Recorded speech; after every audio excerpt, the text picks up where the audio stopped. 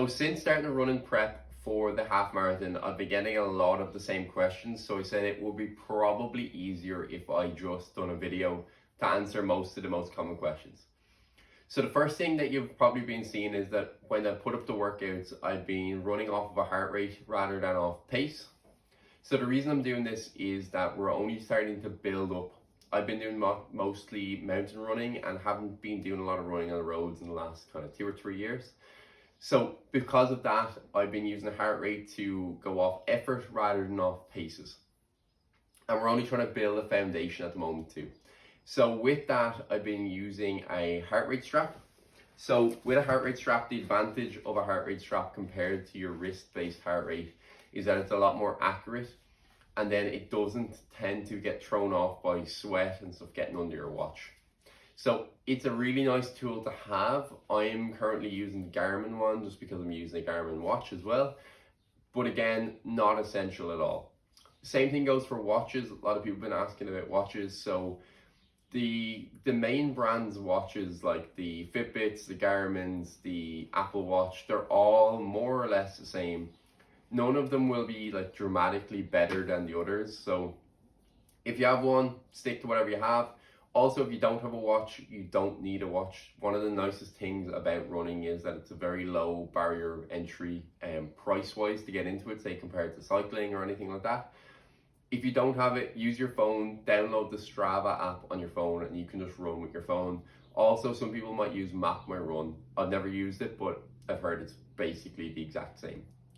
Then the second most asked thing was about footwear, shoes. So with shoes, I suppose at the moment, I am using both Hoka Rincons, if I could hold on to them, Hoka Rincons. So I've been using these probably for about 2 years, gone through a couple of pairs of them. They don't last very long, but they are nice shoes. So I think these are Rincon 3s. The Rincon 4s are out as far as I know, haven't tried them. But I definitely like these. They are like a nice kind of normal neutral shoe. And then I've also been running in Saucony Endorphin Speeds. That's just lately, and these are plated shoes, so they're a bit different. But again, the thing with footwear is to go with what suits you. So I would be saying, if you have a runner that you feel comfortable in, go for it.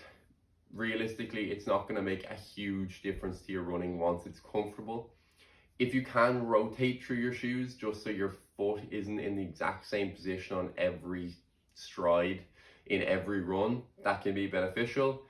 Again, you don't need to have multiple pairs of shoes to be running.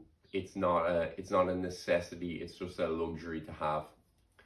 As well as that, I suppose with the footwear, don't be kind of dragged into buying the most expensive pair. A bit of advice from someone maybe on this in a good running shop could be good, or just reviews online.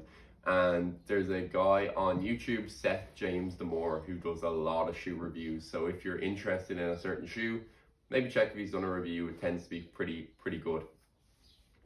Then other than that, I suppose with running, I got some questions about socks and stuff.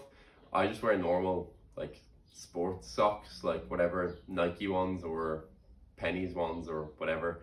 I've never bought a pair of actual running socks. I might in the future.